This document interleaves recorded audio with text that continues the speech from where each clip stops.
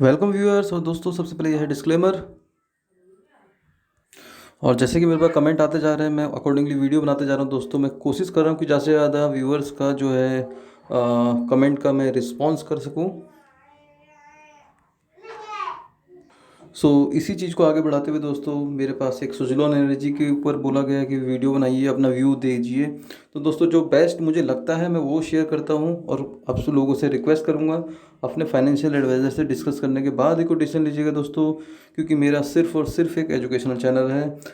मैं अपनी प्रॉबिलिटी आप लोगों के साथ बताऊँगा दोस्तों। सुजलॉन एनर्जी देखा जाए तो एज पर द वेबसाइट और जो काम करती है दोस्तों, नो डाउट बहुत मजबूत काम है, और रिन्यूएबल एनर्जी में बहुत बड़ा नाम है। ठीक है, समराइज वे में बात करूँगा दोस्तों।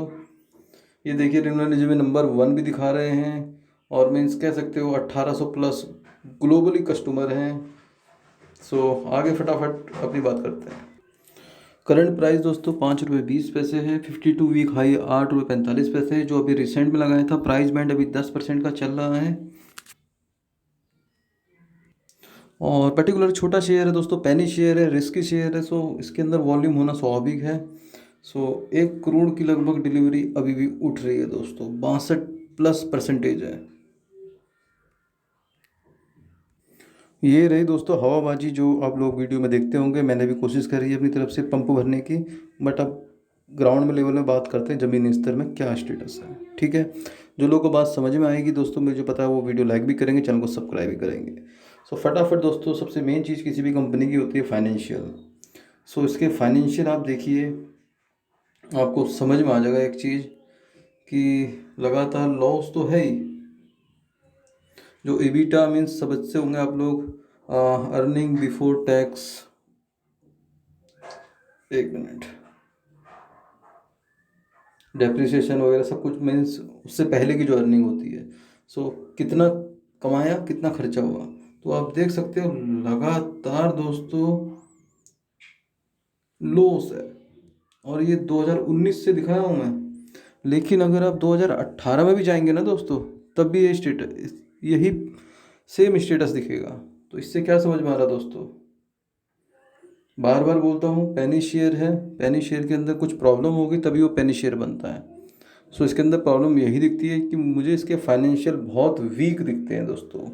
सो बिल्कुल कह सकते हो सेटिस्फेक्शन नहीं आ रहा फाइनेंशियल को देख के 1% भी। ठीक है, और दोस्तों शेयर होल्डिंग पैटर्न की बात करें तो देखिए आप, अगर आप बात करेंगे तो दिसंबर 2019 में 19% से ऊपर थी प्रमोटर की होल्डिंग, और अब 2020 आ गया दोस्तों तो 17.46। सो प्रमोटर अपनी होल्डिंग कम कर रहे हैं, तो यहाँ पर भी इसका जो स्केल का कह सकते हो रेटिंग बोलो, वो नेगेटिव है। ठीक है, अब मुझे पता है कुछ एक्सपर्ट जो होंगे, जो और वीडियो देख के बोल रहे होंगे एफआईज ने वो होल्डिंग बढ़ा दी, डीआईज ने होल्डिंग बना दी। तो दोस्तों, ये होल्डिंग बढ़ाने का मीन्स क्या समझते हो आप लोग? इन्होंने भी ट्रेडिंग के लिए बढ़ाई है कोई, या उन्होंने बिल्कुल लॉन्ग टर्म के लिए बढ़ा लिया है? कुछ ऐसा कुछ आपके पास है डॉक्यूमेंट? नहीं ना। सिंपल सी बात है, उनको ही पता है कि ये जो ड्राइवन बाय द ऑपरेटर्स हैं वो स्टॉक है, और रिटेल इन्वेस्टर इसके अंदर घुस चुके हैं, जकड़ चुके हैं। सो कम वैल्यू में मिले तो ले लो, ज़्यादा में मिले तो कम हो जाएगा। तो यही होता है दोस्तों।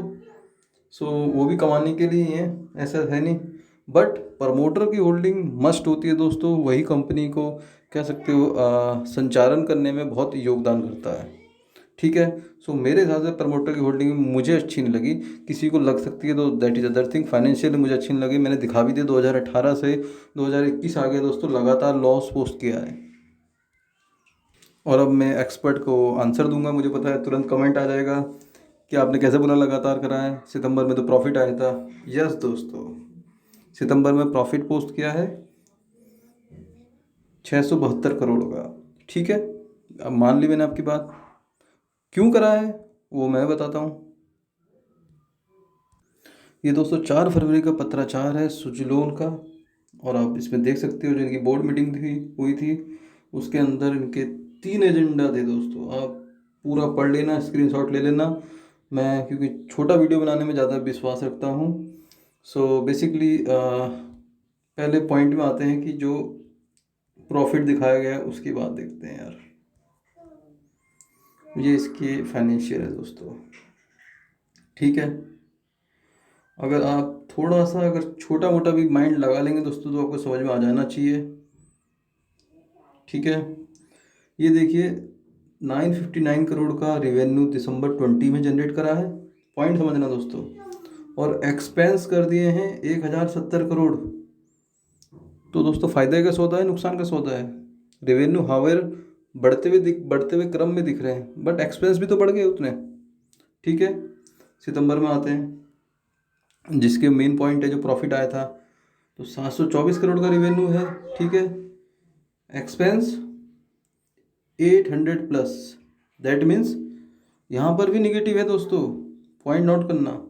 बट इसके अंदर ये जो लेस करा है, जो निगेटिव फिगर दिखाया हुआ है 821 करोड़ का, पॉइंट नंबर 4 नोट करना दोस्तों, ये वाला 821 करोड़ का यहाँ पर एक एक्सप्रेशनल आइटम दिखाया हुआ है जिसको बोला है रेफर नोट 3। तो अब नोट 3 देखते हैं,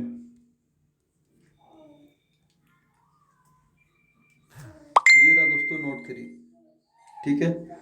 इसके अंदर ये बोल रहे हैं कि भैया ये जो पैसे निगेटिव में दिखाए गए हैं, ये जो गेन और रीस्ट्रक्चरिंग होगी फॉरेन करेंसी कन्वर्टेबल बॉन्ड्स की, उसके लिए हैं।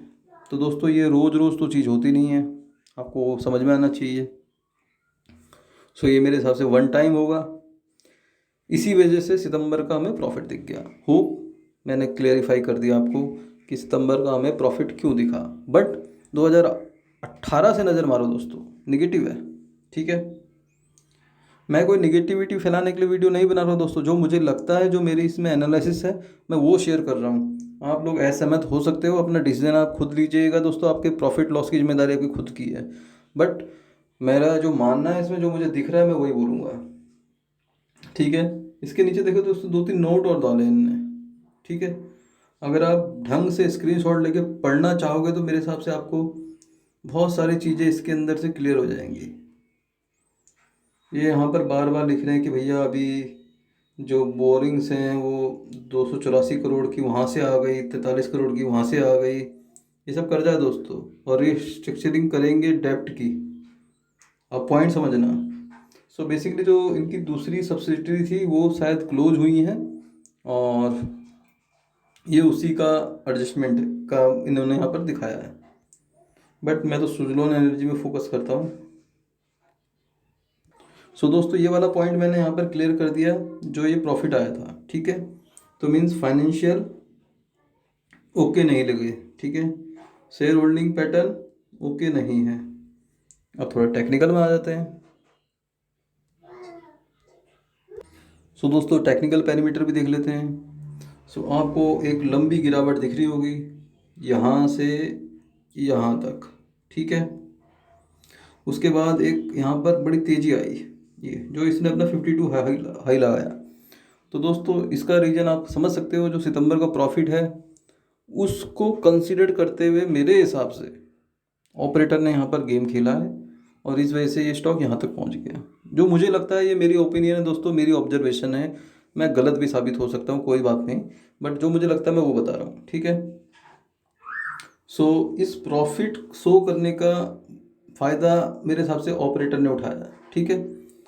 लेकिन आप पॉइंट नोट करना, यहाँ पर ये ऊपर गया था, फिर नीचे आया दोस्तों, फिर यहाँ पर ऊपर गया, फिर नीचे आया, फिर यहाँ ऊपर गया, फिर ये नीचे आने की कोशिश कर रहा है। तो आप समझना, ट्रेंड को पकड़ो, न्यूज़ में मत जाना इसमें। सो ट्रेंड यही कहता है दोस्तों, अभी ये और नीचे आएगा, जो मुझे उम्मीद लग रही है इसमें। हाँ, अगर कोई ऑपरेटर आके फिर इसको हिला दे, फिर और आगे बढ़ा दे, वो अलग है दोस्तों। गैम्बलिंग करनी है, जुआ खेलना है, वो बात अलग है। बट जो एक्चुअल दिख रहा है वो अलग, वो सही है। इसके अंदर अभी 34 के लेवल पे RSI दिख रहा है, तो सबको दिख रहा है कि ओवरसोल्ड जोन में है, ज़्यादा गिरावट नहीं होगी। सो ज़्यादा तेज़ी भी क्यों आएगी दोस्तों, ये भी तो है। लेकिन ये भी है कि थोड़ा बहुत ही डेप्ट रिड्यूस कर रहे हैं। सो बट लॉन्ग टर्म के लिए इसके अंदर एटलीस्ट अभी 3 क्वार्टर और देखने पड़ेंगे दोस्तों, जो मुझे समझ में आता है, ठीक है। कम से कम 3 क्वार्टर देख के एंट्री बनानी चाहिए। दूसरा, अभी जो गिरावट है तो मेरे हिसाब से 3 रुपये 78 पैसे जो यहाँ पर मैंने मार्क करा हुआ है, ये लेवल एक लेवल हो सकता है जहाँ पर हम थोड़ा बहुत ख़रीदारी कर सकें, क्योंकि उससे ऊपर तो मुझे लगता नहीं है कि इसके अंदर एंट्री लेनी चाहिए। फाइनेंशियल, शेयर होल्डिंग पैटर्न, ये सब अलाउ ही नहीं कर रहे दोस्तों, ठीक है। बस एक चीज़ अलाउ कर रही है कि RSI ओवरसोल्ड जोन के पास है, सो सिर्फ RSI को देख के एंट्री ले लें तो ये तो सही तरीका नहीं होगा।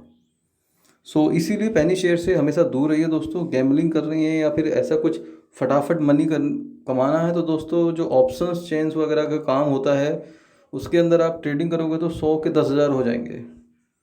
सो कम से कम उसमें इतनी सरदर्दी नहीं है जितनी इसमें है कि आप 50 चीज़ें देखते रहोगे, ये सब करोगे, इतना कुछ दिमाग नहीं लगाना उस पर। ऑप्शन चेन आप कहोगे तो मैं उस पर भी एक वीडियो बना दूंगा, बट उसमें ये तुक्केबाजी है। आपका तुक्का चल गया तो कमा लिए, नहीं गया तो आपके 100 रुपये गए।